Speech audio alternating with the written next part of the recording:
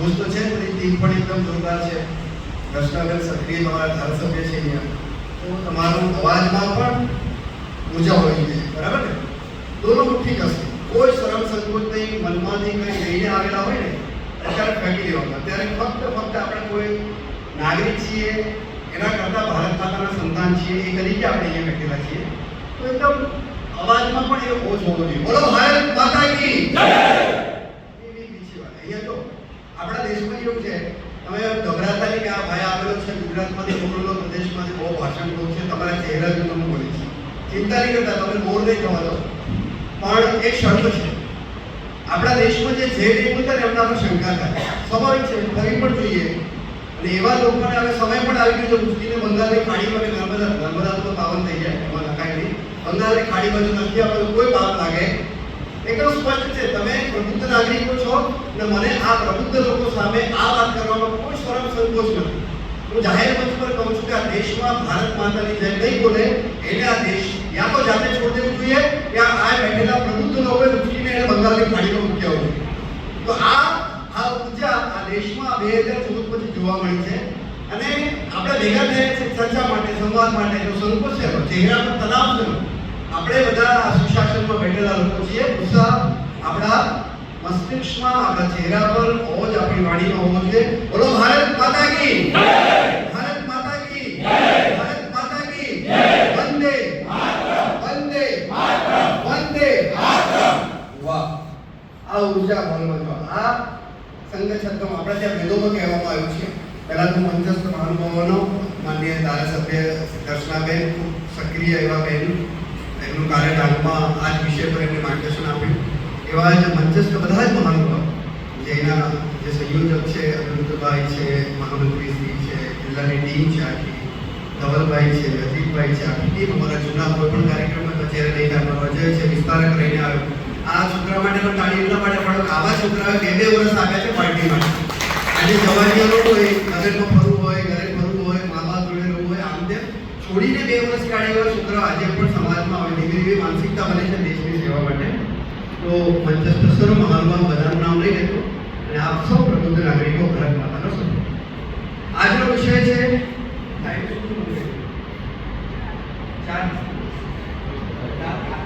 આપણે બરાબર 1.5 કલાક લેટ ગાડી ચાલે છે અને નેતાવાળી ગાડી છે.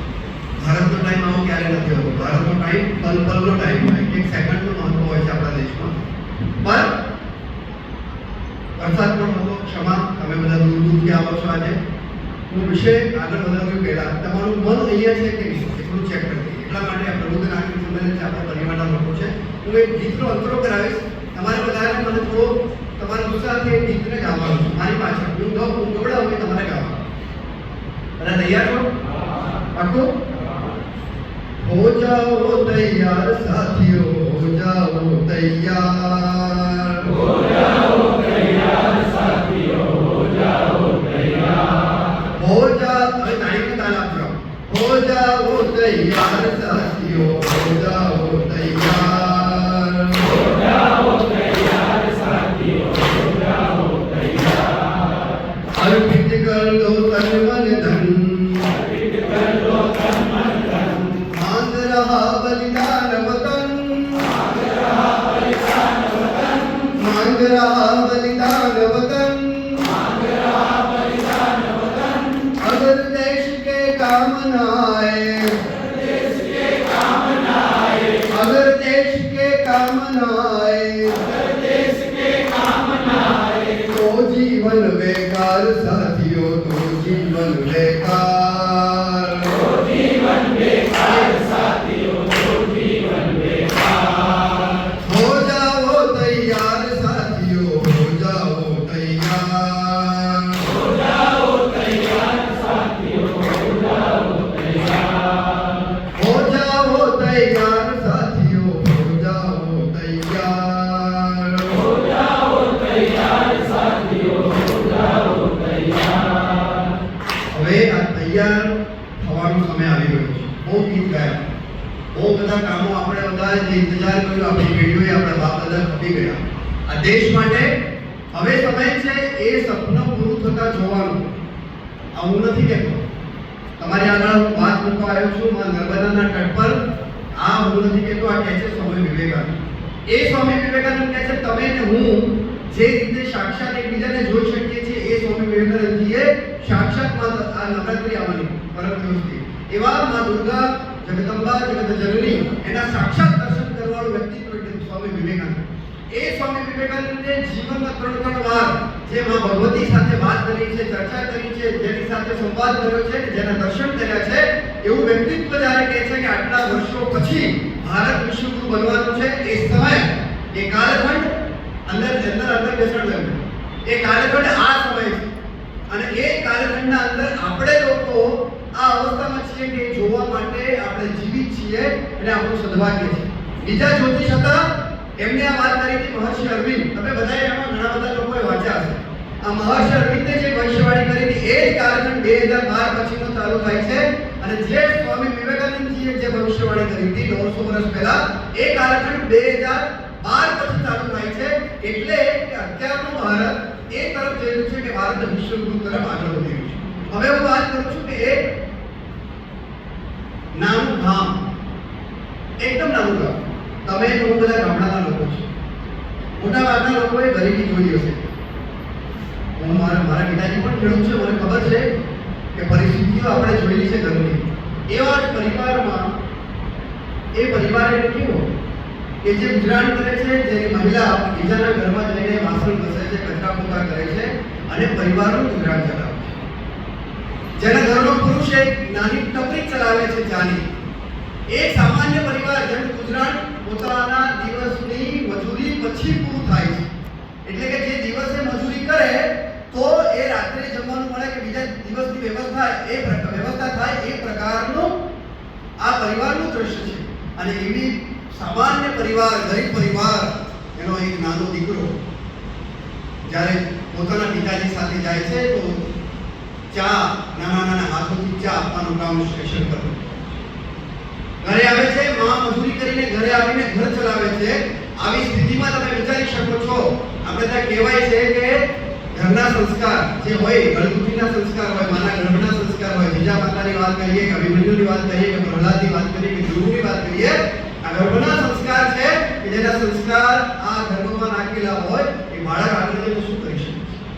અને એટલા માટે પુરુષાર્થ પરિશ્રમ કરીને જેનો પરિવાર ચાલે છે, એ પરિવારના એક નાનું બાળક રોજ જાય છે, મદદ કરે છે, પરંતુ સાથે સાથે એક વખત એની ઉંમર હોય છે લગભગ 15-14 વર્ષની, ત્યારે 1965માં ચાઇના સાથેની યુદ્ધ આરંભ થયું અને એ સ્ટેશનથી સૈનિકો નીકળતા હતા અને સૈનિકોને જોઈને એ બાળક જઈને પોતાના પિતાને પૂછ્યા વગર ચાના કપ આપે છે, ચા ભરીને આપે છે. ત્યારે એના પિતાજીને પછી ખબર પડી કે ચા ક્યાં લઈ જાય છે, પૈસા તો પાછો લાવતો નથી. ત્યારે એના પિતાજીને પ્રશ્ન કરશે, દીકરા આપણે ઘર કેવી રીતે ચાલશે? આ રીતે તું આ બધા સૈનિકોને તું ચા પાય છે, આપણે ઘર કેવી રીતે ચાલશે? આના પર તો આપણું ઘર ચાલે છે. ત્યારે નાનો દીકરો એવું કહે છે કે પિતાજી આપણું ઘર ચાલે કે ના ચાલે, પરંતુ આ જ સૈનિકો છે જઈને બોર્ડર પર લડવાના છે, એના કારણે આપણું દેશ ચાલવાનું છે. એ બાળકના સંસ્કાર બતાવે છે. પુત્ર પરિણામ કહીએ ને, એ બાળક મોટો થાય છે અને ત્યાં ગામમાં ચાલતી એક શાખા રાષ્ટ્રીય સ્વયંસેવક સંઘ, તમે બધા જોયું છે, RSS ના નામથી તમે જાણો છો, અત્યારે બહુ ફેમસ થઈ ગયું છે કેમ કે સોશિયલ મીડિયાનો જમાનો છે. એ રાષ્ટ્રીય સ્વયંસેવક સંઘની શાખા ચાલે. શાખા એટલે શું? તમારા ગામડાઓમાં પણ ચાલતી હશે. એ શાખા એટલે નાના બાળકોને ભેગા કરીને કોઈ વ્યક્તિ આવે છે, એને ભારતીય રમતો રમાડે છે, દેશી રમતો રમાડે છે, કબડ્ડી રમાડે, ખોખો રમાડે, એવી અનેક પ્રકારની દેશી રમતો રમાડે છે. છોકરાઓ 1 કલાક સુધી રમે અને જતા વખતે ભારત માતાની પ્રાર્થના કરે, ભારત માતાની જય બોલે અને પોતપોતાના ઘરે જાય. આ દ્રશ્ય, એ છોકરો નાનો છે, એ જાય છે શાખામાં, નિયમિત જાય, 1 વર્ષ, 2 વર્ષ, 3 વર્ષ, 4 વર્ષ, અને એમાં એક વડીલ રોજ આવે છે. અઠવાડિયે મહિને એમનો પ્રવાસ થાય, એ રમાડે, એમાંથી બાળક મોટો એને તૈયાર કરીને એ શાખા ચલાવે. આ પ્રક્રિયા નિરંતર ચાલે છે. ત્યારે એ જે વડીલ આવે છે એક દિવસ, ત્યારે આ છોકરાના મનમાં એક પ્રશ્ન થાય છે. એ પ્રશ્ન એ વડીલને પૂછે છે. એનો પ્રચારક હતા, સંઘમાં પ્રચારક કહેવાય, ઘરબાર છોડીને જે દેશ માટે કામ કરે, એ સંઘની વ્યવસ્થા છે, એની પાસે પ્રચારક થાય. એમને પૂછે છે બાળક કે વડીલ, હું તમને જોઉં છું આટલા વર્ષોથી કે તમે આવો છો, અમને શાખામાં રમાડો છો, અમારા મોટા છોકરાઓને તમે તૈયાર કર્યા અને એ લોકો શાખા ચલાવે છે, તો આમાંથી તમને શું મળે છે? ત્યારે કે કઈ નહીં. તો તમારું ઘર કેવી રીતે ચાલે? તો કે મારું ઘર નથી. તો તમારું ઘર ક્યાં છે? તો કે હું તમારું ઘર, એક મારું ઘર, હું જ્યાં જાઉં ત્યાં રોકાઈ જાઉં. તો તમારું ખાવા પીવાનું કે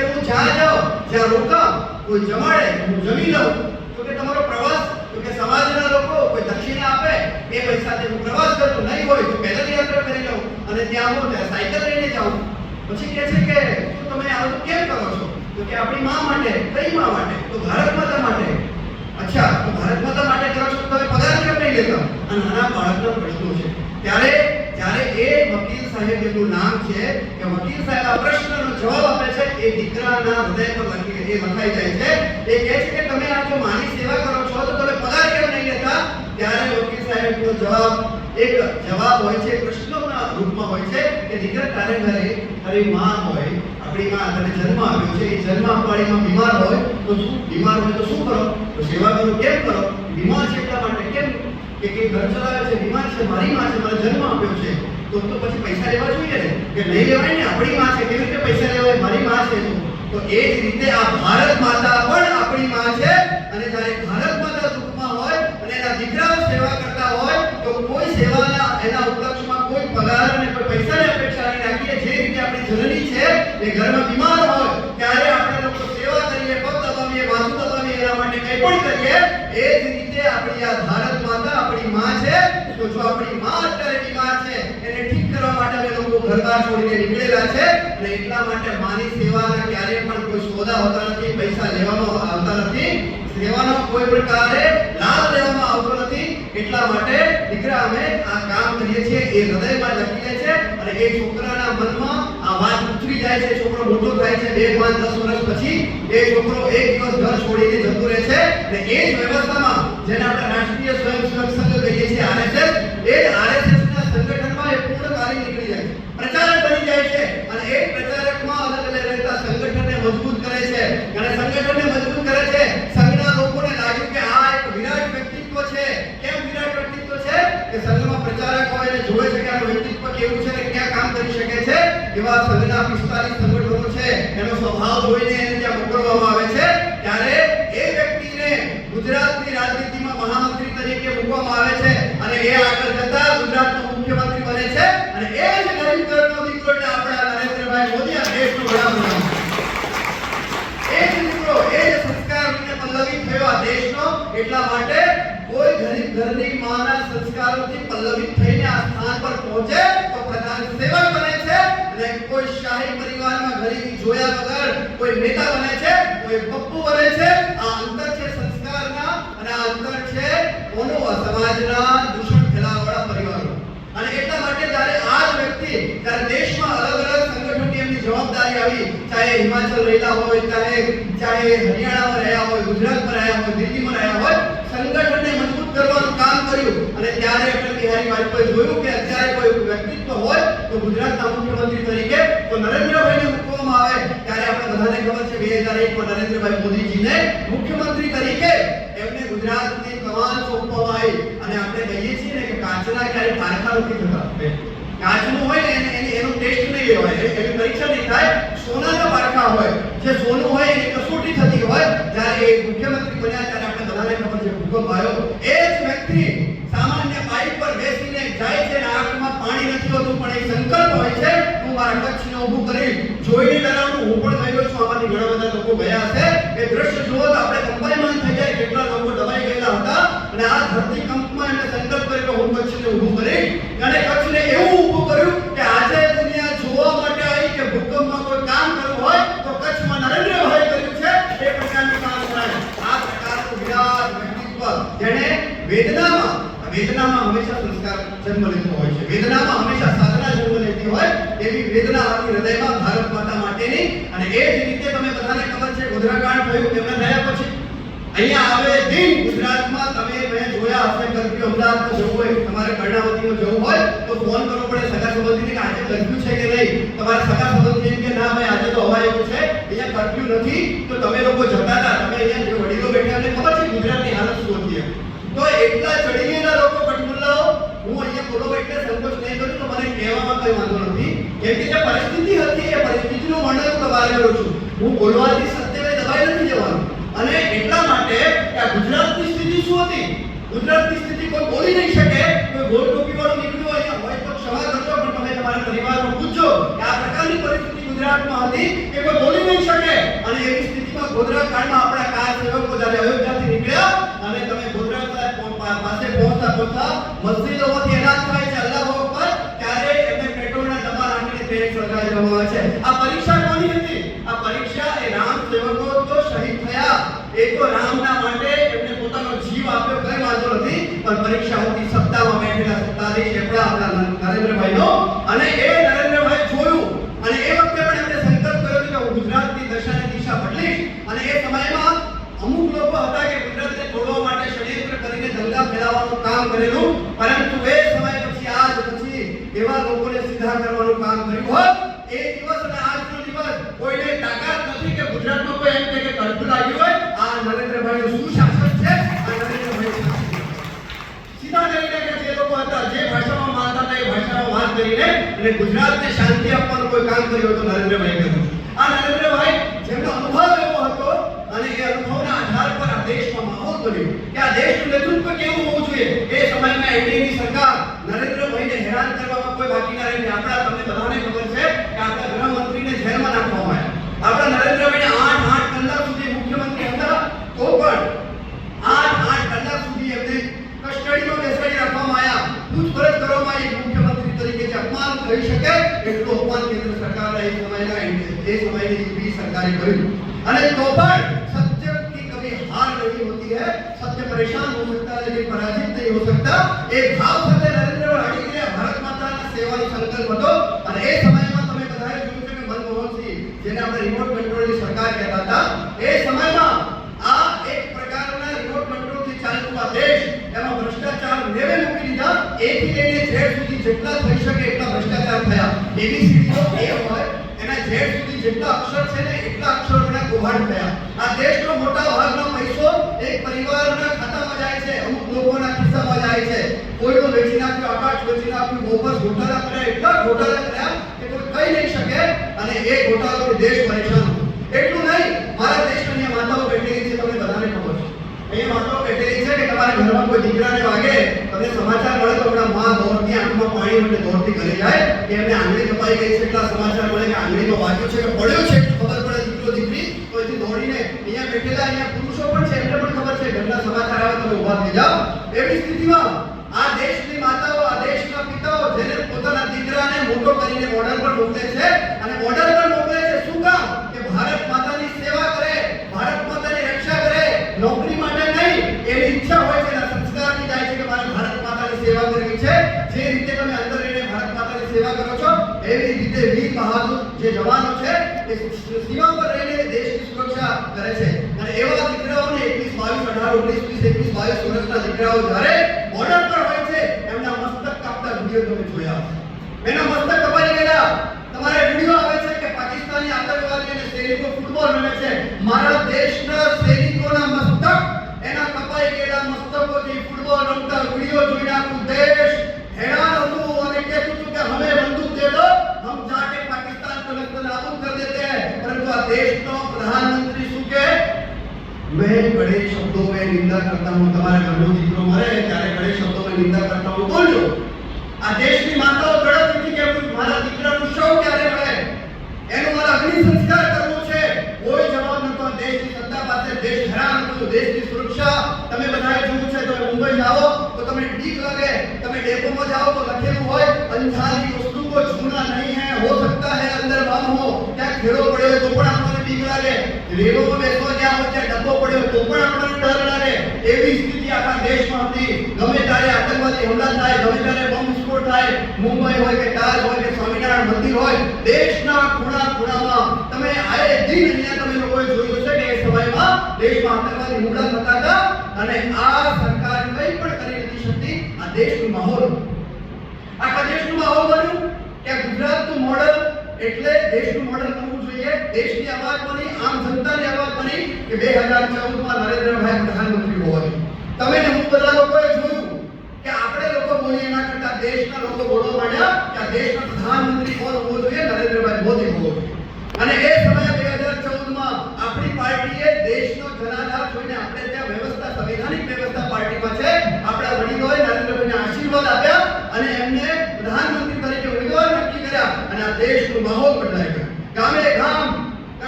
કન્યાકુમારી સુધી અને આસામના કટકથી લઈને કચ્છ સુધી એક જણની અવાજ હતી કે અબકી બાર નરેન્દ્રભાઈ. અને આપણે બધાએ જોયું કે નરેન્દ્ર મોદી સાથે આપણું દેશ જોડાયું. 2014 માં નરેન્દ્રભાઈ બન્યા, પ્રધાનમંત્રી બન્યા નરેન્દ્રભાઈ. તમે મેં બધે જોયું કે દેશનો માહોલ મેં નરેન્દ્ર દામોદર દાસ મોદી જ્યારે આવું બોલ્યા તો એક ઘરમાં લોકોએ ઊભા થઈને તાળી પાડવાનું કામ કર્યું. તો ગર્વ સાથે હું કહી શકું છું કે આ નરેન્દ્રભાઈ સાથેનો પ્રેમ છે. તમે બેઠેલા લોકોએ પણ ઘરમાં ગર્વ મહેસૂસ કર્યો છે જ્યારે મેં શપથ લીધી. આ 2014 માં જ્યારે નરેન્દ્રભાઈ પ્રધાનમંત્રી બને છે ત્યારે દેશની સ્થિતિ સારી નહોતી અને એવી પરિસ્થિતિમાં નરેન્દ્રભાઈ પ્રધાનમંત્રી બને છે. અને પ્રધાનમંત્રી બને છે ત્યારે દેશમાં એક દેશનો વિદેશની જોવાની નીતિ બીજા દેશો ભારતને કેવી રીતે જોતા હતા કેમ કે અગાઉના 70 વર્ષોમાં જે પ્રકારની સત્તા એ લોકોએ ચલાવી હતી કેવી ચલાવી હતી તમને મને બતાવી ખબર છે. આ દેશમાં કોઈ સ્વાભિમાન તરીકે ભારતને ગૌરવ આપવાનું કામ નરેન્દ્રભાઈ કર્યું. કેમ કર્યું? તો એના પહેલા શું થતું હતું તો તમારે આ વાતને જાણવા અત્યારે તમે એને અહીંયાથી નીકળો ત્યારે ગૂગલમાં સર્ચ કરજો હું જે વાત કહું છું. એ દેશના પ્રથમ પ્રધાનમંત્રી પંડિત જવાહરલાલ નહેરુ. તમે બધાએ જોયું ગુલાબનું રાખતા હતા. એ નહેરુભાઈને તમારે કે નહીં કેવું કે ગુલાબનું ફૂલ કોના માટે રાખતા હતા? રાહુલભાઈનો અને જમ્મુ કાશ્મીરના મુખ્યમંત્રીનો ચહેરો હરખો આવતો જોઈ લેજો તો આ ફૂલનું રહસ્ય છે પણ ખબર પડશે. તો આપણે બધા લોકોએ ચાચા નહેરુ બચ્ચો સે પ્રેમ કરતે મેં તો ક્યારે છોકરા સાથે રમતા નહીં જોયા. જે પ્રકારે 15 ઓગસ્ટ અને 26 જનવરીએ નરેન્દ્રભાઈ સુરક્ષાની ચિંતા કર્યા વગર નાના બાળકો સાથે કલાક વિતાવે છે. કોઈ પણ કાર્યક્રમમાં રક્ષાબંધનમાં નાના બાળકો સાથે રહે છે. એવો પ્રેમ તો નહીં જોયું. આ દેશને આ કેવી પ્રતિષ્ઠા 70 વર્ષ સુધી ઊભી કરી હતી. તમારે સર્ચ કરવું હોય તો તમે ગૂગલમાં સર્ચ કરી લેજો. દેશ આઝાદ થયો. દેશનો પ્રથમ પ્રધાનમંત્રી જ્યારે કોઈ વિદેશી પ્રધાનમંત્રી આવે તો શું કરે? આપણા દેશમાં એની વ્યવસ્થા હતી કે દેશના સારામાં સારા મદારી ભાઈ નર્મદાના સારા મદારીઓ પકડી લાવજો, બંગાળનો સારો મદારી પકડી લાવજો, આસામનો સારો મદારી પકડી લાવજો. એવા દેશના સારામાં સારા મદારી લાવે અને જ્યારે વિમાનતળ પર વિદેશી પ્રધાનમંત્રીને લઈને ઉતરે ત્યારે જવાહરલાલ નહેરુ ચૂટકી વગાડે, પેલો ગીત વગાડે આપણા મદારી દેશનો. અંદરથી પેલો સાપ નીકળે, મેરા બંધોલા મેરા કંડોલા. તમે જોયા હશે એ ફોટા, તમે ગૂગલ પર જોઈ લેજો. જ્યારે જવાહરલાલ ચૂટકી વગાડે ત્યારે દેશમાં આપણા મદારી ગીત વગાડે, પેલા સાપ નીકળે ને સાપ આમ કરે, પેલો વિદેશી પ્રધાનમંત્રી તાળી વગાડે. વાહ, ભારત કે ક્યાં સપેરે હે, ભારત ક્યાં મદારી. તમે કોઈ દેશમાં જાઓ, તમે કોઈ શહેરમાં જાઓ, તમે સુરતમાં જાઓ અને સુરતમાંથી ઘરે આવીને તમે કહો, તમારા ઘરે છોકરા પૂછે કે આપને ક્યાં દેખા, તો તમે સુરતમાં જે જોયું હોય એ જ કહો ને. એ વિદેશી જે મહેમાન છે, વિદેશી પ્રધાનમંત્રી રાષ્ટ્રપતિ, તમે દેશની પ્રતિષ્ઠા શું કરી? તમે 70 વર્ષ સુધી એ મદારીને જોઈને જવાવાળો પ્રધાનમંત્રી પોતાના દેશમાં જઈને એવું કહ્યું કે આખા વિશ્વમાં ભારતની પ્રતિષ્ઠા શું થઈ? ભારત મદારીઓ કા દેશ है, भारत भिखारियों का देश है, भारत सपेरों का देश है, भारत अंधविश्वास वालों का देश है. આખા દુનિયામાં સર્ચ કરો તમે, 70 વર્ષ સુધી તમે ભારતની પ્રતિષ્ઠા ઊભી કરી કે ભારત મદારીઓ और સપેરોं का देश है. તમે આ ભારતની બદનામ કરવાનું કામ કર્યું. જ્યારે નરેન્દ્ર દામોદર દાસ મોદી 2014 પછી શપથ લે છે ત્યારે કોઈ વિદેશી પ્રધાનમંત્રી આવે તો ગંગાના ઘાટ પર બેસાડીને 2-2 કલાક આરતી કરાવે છે. કોઈ વિદેશી પ્રધાનમંત્રી આવે તો અક્ષરધામના કાગળ પર બેસાડીને ભારતીય સંસ્કૃતિને ચર્ચા કરે છે. કોઈ વિદેશી પ્રધાનમંત્રી આવે તો મહાદેવના મંદિર પર લઈ જઈને એના લલાટ પર તિલક કરીને કહે છે ये मेरी सनातन परंपरा है. કોઈ વિદેશી પ્રધાનમંત્રી આવે તેને કહે છે ये मेरी गीता है, करके भेंट આપીને કહે છે કે વિશ્વ की धरोहर है, ये मेरी गीता है.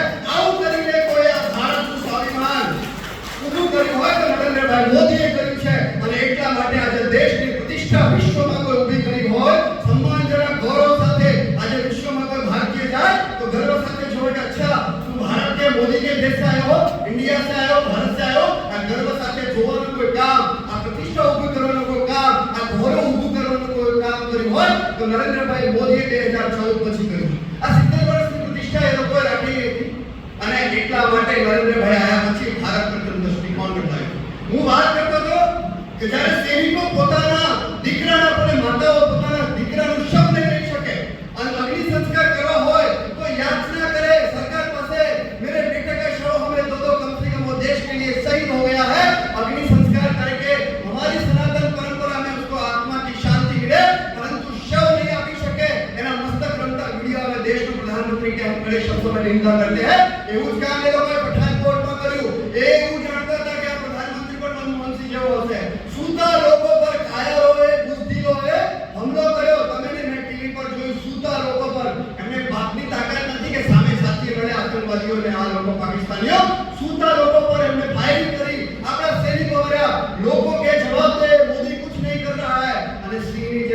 શ્રદ્ધાંજલિ આપવા ગયા ત્યારે વિદેશી સમર્થક જે પ્રકારે વિપક્ષ છે, જે ચાઇનાનું સમર્થન, પાકિસ્તાનનું સમર્થન કરે છે, આજે પણ તમે મીડિયામાં જોયું હશે કે જે પાકિસ્તાનના વખાણ આજે પણ કરે છે, આજના દિવસે પણ એ પાકિસ્તાનને પોતાનું ઘર માનવાવાળા એ લોકોએ પણ એમ કહ્યું મોદી કુછ નહીં કર રહા. તમે મેં જોયું સવારે ખબર પડી ઉઠ્યા ત્યારે ટીવીમાં જોયું કે ભારતીય સેના સર્જિકલ સ્ટ્રાઇક કરી અંદર પાકિસ્તાની આતંકવાદીઓને મારીને આયા અને કહ્યું કે હમ વિજય હુए हैं. આ કામ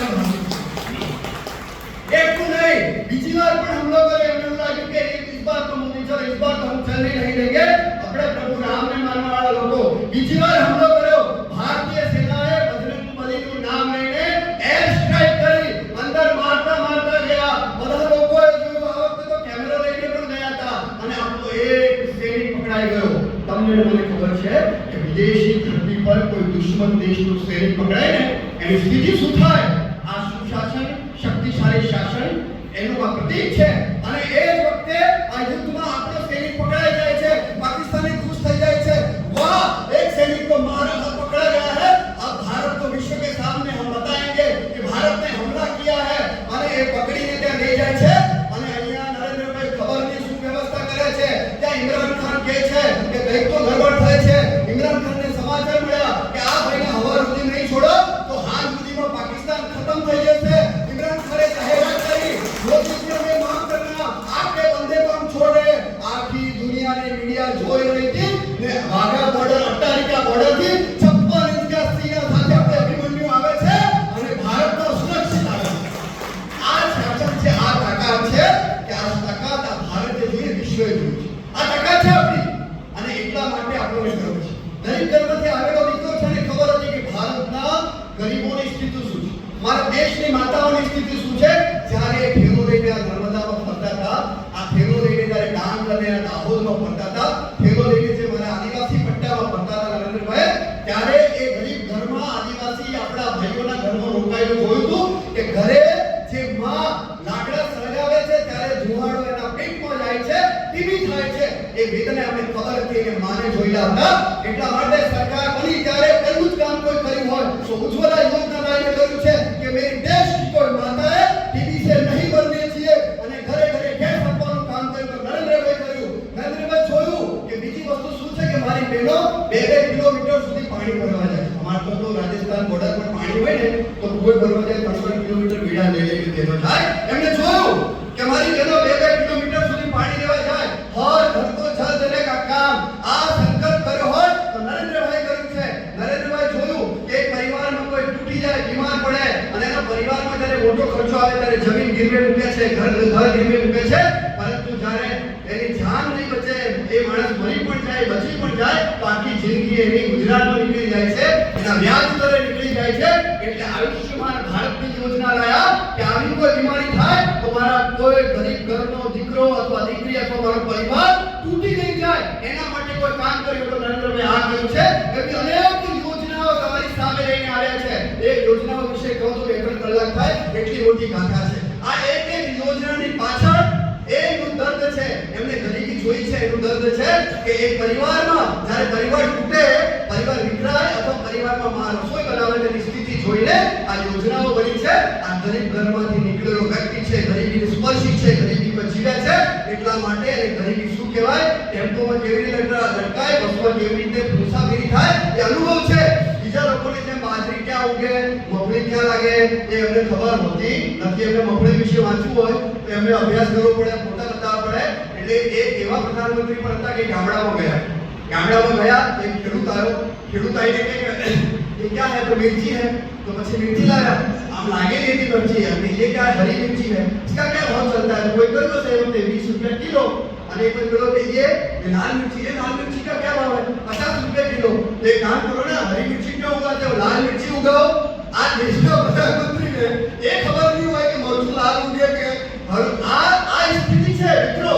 અને એવા લોકો આજે નીકળી પડ્યા છે ભારત બચાવો અને ભારત છોડવાવાળા લોકો છે. હું તમને ફરીથી કહું છું, આપણે પ્રબુદ્ધ લોકો છીએ.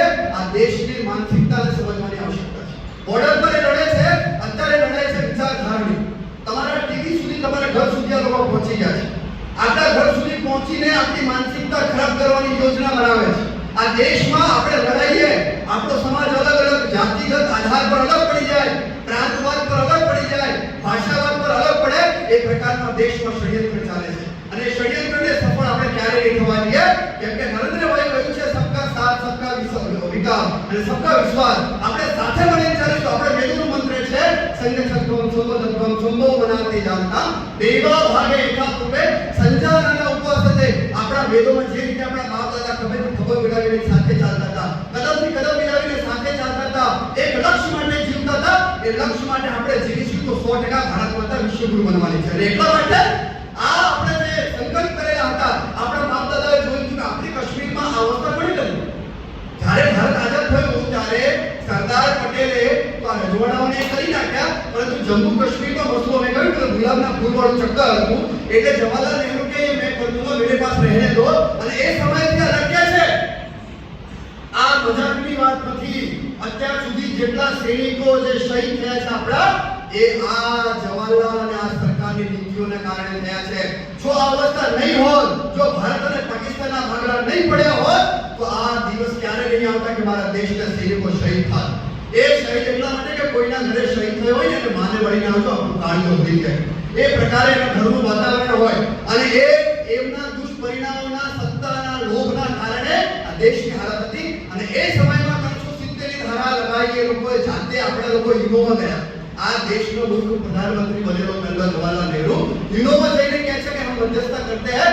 ત્યારનું આ લટકેલું હતું અને એવું હતું કે 370 તો કોઈની તાકાત નથી કે કોઈ હટાવી શકે. અને એ સમયમાં 1992 માં કોઈ કહ્યું હતું કે કિસી કે માँ का, તમને બધાને ખબર છે કે જમ્મુ કાશ્મીરમાં જવું હોય તો લાલ ચોક પર તમે નતા જઈ શકતા. અને એ સમયે કોઈ કહ્યું હતું કિસી કે माँ का दूध पिया है तो लाल चौक का के तिरंगा फहराए. એ સમયે ગુજરાતનો સપૂત, હીરાબાનો સપૂતે કહ્યું તો હમ देखते हैं कौन किसको रोकता है. અને કન્યાકુમારીથી સંગઠત્વમ સંબોધત્વમ એ ભાવ સાથે એકાત્મ યાત્રા કરતા કરતા ગયા, દેશના લોકોને જોડતા ગયા. અને જમ્મુ કાશ્મીરમાં જઈને તિરંગો ફેરાને કે મેને મેરી माँ का दूध पिया, रोक લો તો રોક લો. આવું કહેવા કોઈ હતું તો માનનીય નરેન્દ્રભાઈ મોદી હતા. અને એ સમયે એમણે જાહેરાત કરી હતી કે તમે જોઈ લો YouTube પર, એ સમયનું ભાષણ હતું એમનું. અને એ ભાષણ એમણે જે કહ્યું હતું, જે શબ્દો બોલ્યા હતા કે મેં अपनी सरकार, हमारी सरकार आएगी तो ये 370 हटा के रहेंगे. सरकार बनी, લોકો એમ કહેતા હતા કે 370 કે હટી જશે તો ખૂન की नदियां बह जाएगी. આપણા અમિતભાઈ શાહે જ્યારે સંસદમાં ઉભા થઈને કહ્યું કે 370 आज से खत्म होते हैं, કોઈના બાપની તાકાત નથી કે મચ્છર મારી શકે, મચ્છર મારી શકે. આ નેતૃત્વ દેશનું. અને એટલું નહીં, આજે અમારા દેશની, અમારા ગુજરાતની, અમારા રાજપીપળાની બહેનો લાલ ચોક પર જે તિરંગાની ના પાડતી હતી ત્યાં જઈને લારી પર પાણીપુરી ખાય છે. તમે વિડીયો જુઓ, ત્યાં જઈને પાણીપુરી ખાય છે. કોઈને તાકાત નથી કે મારી બહેનોને આંગળી ટચ કરી શકે. આ વાતાવરણ નિર્માણ કોણે કર્યું? નરેન્દ્રભાઈ મોદીએ કર્યું. આ આહ્વાનને સ્વીકાર્યું છે. આ પ્રતિષ્ઠા તમે હું બધા છે, કોઈ પણ ધર્મને માનતો હોય, કોઈ પણ જાતિનો હોય, પરંતુ આ ભારતમાં રહેનારો એક એક વ્યક્તિ પ્રભુ રામને માને છે. કેવા રામને માને છે? ઉઠતા રામ, બેસતા રામ, સૂતા રામ, સામે મળે તો રામ રામ. હે, કોઈ છોકરું જન્મે ઘરમાં તો એના કાનમાં પહેલો શબ્દ રામનો હોય, રામ રામ કે. અને કોઈ મરી પણ જાય તો રામ નામ સત્ય કે. એ પ્રકારનો સમાજ જેના કણ-કણમાં, જેની આસ્થામાં, જેના રગ-રગમાં રામ છે, એવા પ્રભુ રામ જેનું જન્મસ્થાન કરોડો હિન્દુ સનાતનીઓના આરાધ્ય દેવ જે જન્મ્યા છે, એ રામ મંદિર આઝાદી પછી તમે આપી શકતા હતા. કેમ નહીં આપ્યું? ખબર નહીં. તમે ને મેં જોયું કેટલો સંઘર્ષ કરવો પડ્યો. એ લોકોએ રામનું બર્થ સર્ટિફિકેટ માંગ્યું. અમે જો તમારી મહારાણીનું બર્થ સર્ટિફિકેટ માંગીએ કે ઇટલીમાં કયા હોટલમાં શું કરતા હતા તો પ્રોબ્લેમ થઈ જશે. અમે તો ક્યારે માંગ્યું નથી. એટલે પણ મારા પ્રભુનું બર્થ સર્ટિફિકેટ માંગવાવાળા લોકો, રામ સચને તોડવાવાળા નીકળેલા લોકો, એ લોકોએ આ કર્યું. અને પરંતુ રામ મંદિર માટે જેની આસ્થા હતી, ત્યારે આપણો સંકલ્પ હતો. અને નરેન્દ્રભાઈના શાસનમાં કરોડો, કેમ કે મુસ્લિમોનું પોતાનું આરાધ્ય સ્થાન છે, ઈસાઈઓનું પોતાનું આરાધ્ય સ્થાન છે, દરેક ધર્મનું પોતાનું સ્થાન છે. પરંતુ કરોડો હિન્દુઓ જે રામને માને છે, એ રામનું પોતાનું સ્થાન જન્મભૂમિ નહોતી મળતી હતી. આપણા નરેન્દ્રભાઈ સંકલ્પ કર્યો હતો કે જહાં પર રામ જન્મે હૈ, રામ જન્મભૂમિ વહાં મંદિર બન કે રહેગા. આપણે બધાએ જોયું, રામ મંદિરના દર્શન કર્યા. આ સત્તામાં આવ્યા પછી જે સંકલ્પ પૂરો કર્યો હોય તો નરેન્દ્રભાઈ મોદીએ કર્યો. એટલું નહીં, આપણે સનાતનને લઈને જેટલી પણ ભારતીય સંસ્કૃતિના વારસાઓ છે, ચાહે બદ્રીનાથ હોય, કેદારનાથ હોય, કોરિડોર હોય, એ નહીં, આપણી બાજુમાં પાવાગઢવાળી મારી માં જે 500 વર્ષથી એમ જ હતું અને મંદિર પર ધ્વજા ફહેરાવવા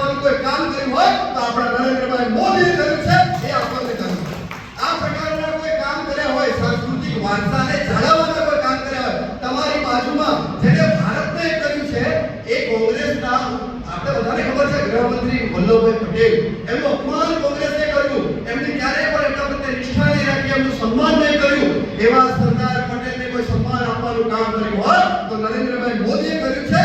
આપણા આંબેડકર, જેમને આંબેડકરજીનું અપમાન સતત કોંગ્રેસે કર્યું, કોંગ્રેસમાંથી કાઢી મૂકવામાં આવ્યા, એમનું અપમાન કર્યું, અને આંબેડકરજી ચૂંટણી લડવા ગયા મહારાજ, એમની સામે કોંગ્રેસે જવાહરલાલ નહેરુએ ચૂંટણીનો પ્રચાર કર્યો, આંબેડકરજીને હરાવ્યા પછી એમની મૃત્યુ પણ થઈ તો એમને જગ્યા નહીં આપી. તમારા બાપ દાદા મરી જાય છે તો મોટી મોટી કબરો બનાવી દો છો, સમાધિ બનાવી દો છો.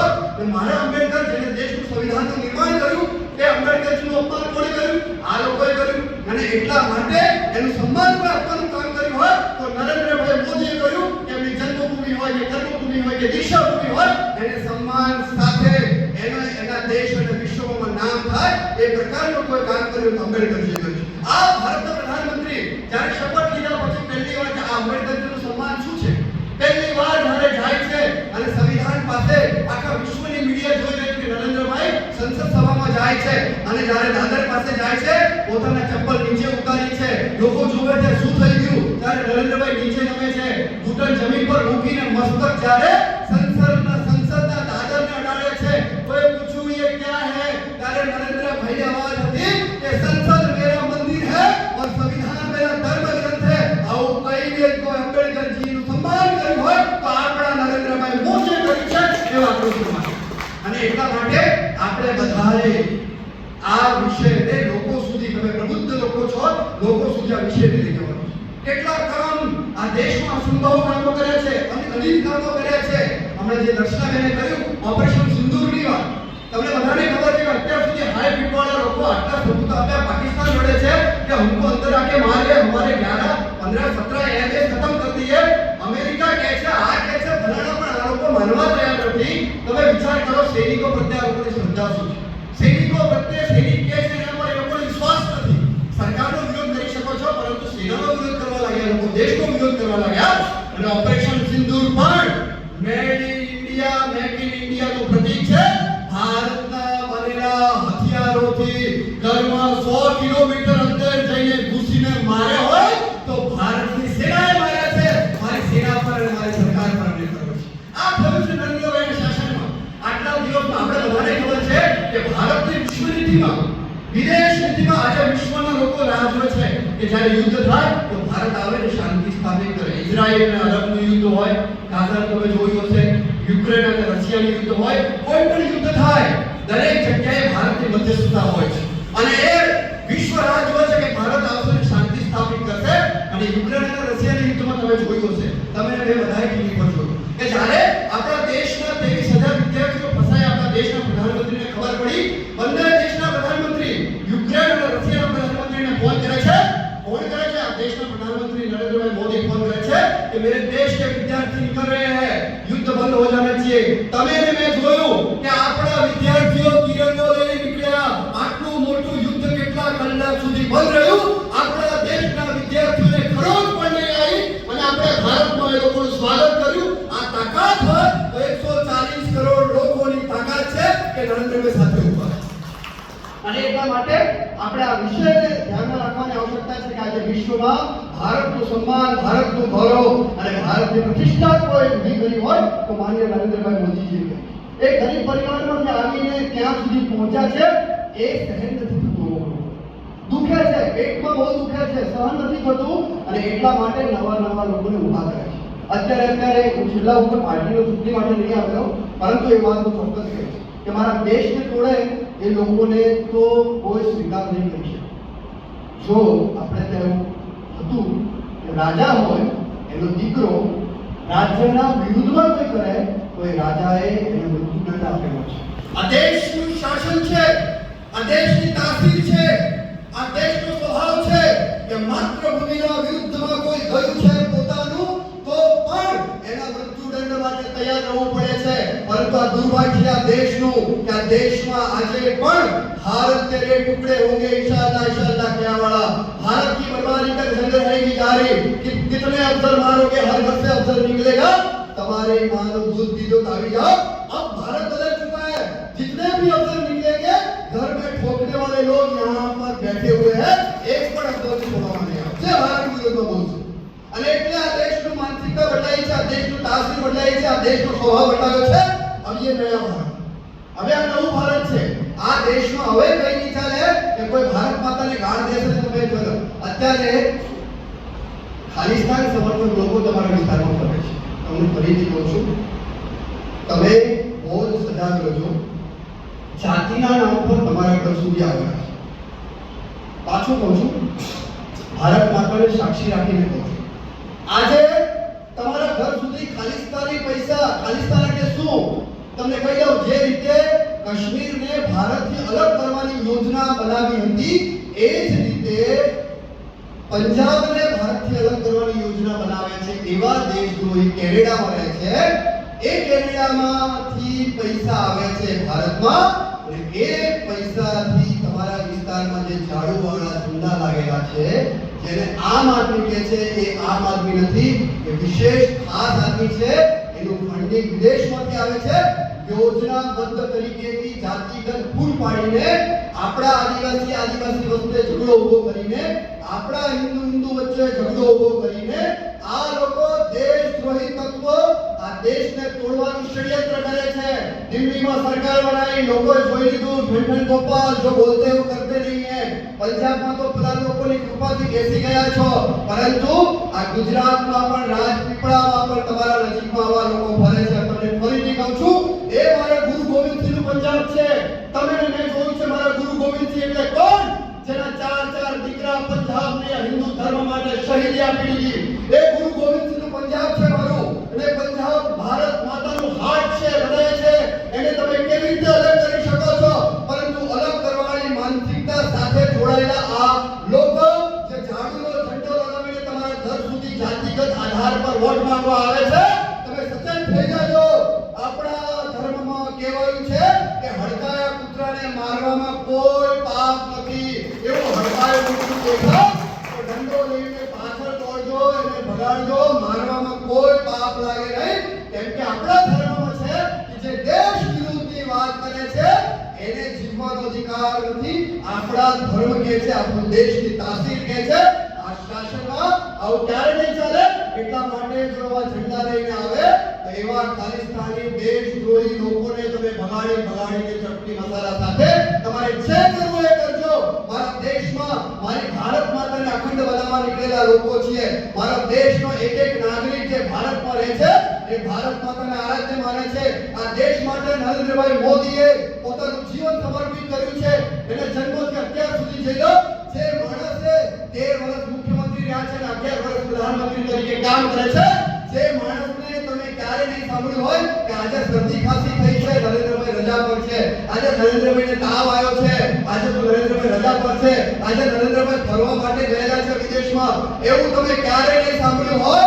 એ કયા માટીનો બનેલો હશે તમે વિચારો કે જેને આટલા વર્ષોમાં એક રજાને પાડી અને ભારત માતાની સેવા માટે વિરાટ લાગેલા રહે છે. આ શબ્દ એટલા માટે રહે છે કે વેદનામાંથી એ જન્મ થયો એમનો. એ વેદનામાંથી દેશભક્તિ જન્મી છે ને દેશભક્તિના સંકલ્પ સાથે કે मैं जीऊंगा तक देश के लिए और मरूंगा तो भी देश के लिए, मैं देश को नहीं झुकने दूंगा. और એ સંકલ્પ સાથે નરેન્દ્રભાઈ નીકળેલા છે. મને વિશ્વાસ છે કે આવેલા એક લોકોનો અહીંયા એક પ્રબુદ્ધ જનોનો મને વિશ્વાસ છે કે નરેન્દ્રભાઈના સાથ સાથે 140 કરોડ લોકો ઉભા છે. પરંતુ આપણા વિસ્તારમાં જેટલા પ્રબુદ્ધ લોકો છે, આ વિષયને ઘર સુધી પહોંચાડવાનું છે કે આપણા નરેન્દ્રભાઈ જે સમાજ માટે, જે રાષ્ટ્ર માટે કામ કર્યું છે, જે આદિવાસી સમાજ માટે મારા ભગવાન બિરસા મુંડાનું બિરસા મુંડાજીને લાવી ગયા. બિરસા મુંડાજીનું જે જીવન ચરિત્ર છે, બિરસા મુંડાજી જે સમાજ માટે કર્યું, ભગવાન બિરસા મુંડાજીએ જે દેશ માટે કર્યું, એની ગાથા લાવવાનું કોઈ હોય તો નરેન્દ્રભાઈ છે. અને ભગવાન બિરસા મુંડાના જન્મસ્થાન પર જઈને જેને જાહેરાત કરી કે ગૌરવ દિવસ બનાવવાનો હોય, આ પહેલા પ્રધાનમંત્રી છે જેને ભગવાન બિરસા મુંડાના મસ્તક લગાવીને ધરતી પર અને તિલક કર્યું હોય તો આપણા નરેન્દ્રભાઈ મોદી છે. કહ્યું કે હમારા બિરસા મુંડા હે और ये जन जन तक इसके वीरता की कहानी जानी છે. આવું કોઈ કહ્યું આ નરેન્દ્રભાઈ મોદી છે જેને સમાજ માટે પોતાનું જીવન આપી દીધું છે. આપણા આદિવાસી સમાજ માટે જે પટ્ટા પર જે જૂના લોકો તમને જોયા છે, ખેડો લઈને કેટલા ઘરે રોકાયા હશે, કેટલા ઘરોમાં જમ્યા હશે અને કેટલા પરિવાર સાથે સંપર્કમાં હશે. એવું વિરાટ વ્યક્તિત્વ આપણા વચ્ચે મોટું થયેલું, આપણા વચ્ચે કામ કરેલું હોય ને નરેન્દ્રભાઈ સાથે આપણે ઉભું રહેવાનું છે. છેલ્લી વાર હું મારી કરીને વાતને ગાથા બહુ લાંબી છે, પરંતુ છેલ્લી વાત કરીને મારી વાણી પૂરી કરું છું કેમ કે મારે પૂરી કરી સમયનો પત્ર નહીં. પરંતુ છેલ્લી વાત મારી કરીને પૂરી કરું છું કે તમે બધા સતર્ક થઈ જજો. મેં કહ્યું કે તમારે ત્યાં શું થાય છે, સતર્ક થઈ જજો. એક વખત જંગલમાં એક ગધેડીઓ પીટો ચાટતો તમારા જંગલ છે ને ડાંગનું જેવું હમણાં દર્શનાલય વાત કરતા હતા એવા જંગલમાં ગયો ઘેટા ચાટતો જ્યારે પાછો આવ્યો ત્યારે ઘેટા સાથે એક સિંહનું નાનું બચ્ચું આવ્યું. આપણે લોકો તો નાક પાછળ પર સાપને પણ દૂધ પાવાળા લોકો છીએ, તો એને પણ શું કર્યું પેલા ગધેડિયાએ એ ઘેટાના સાથે સાથે વાઘના બચ્ચાને રોજ દૂધ પાય, રોજ ઘેટા સાથે ફરવા લઈ જાય, રોજ દૂધ પાય. 1 વર્ષ 2 વર્ષ 3 4 વર્ષ થઈ ગયા. અમને બધાને ખબર છે પ્રકૃતિ છે, જેનું જેવું શરીર હોય એવું શરીર થાય. હાથી જેવો, ઊંટ જેવું, બકરા જેવું, વાઘ જેવું. તો એ સિંહનું બચ્ચું સિંહ જેવું થયું, પણ કરે શું? રોજ એ ગધેડિયા સાથે જાય, ઘેટા સાથે ચરીને પાછું આવે. ચરે એટલે શું? ઘાસ જ ખાવા લાગે. ત્યાં ચરવા જાય, પાછું આવ્યું.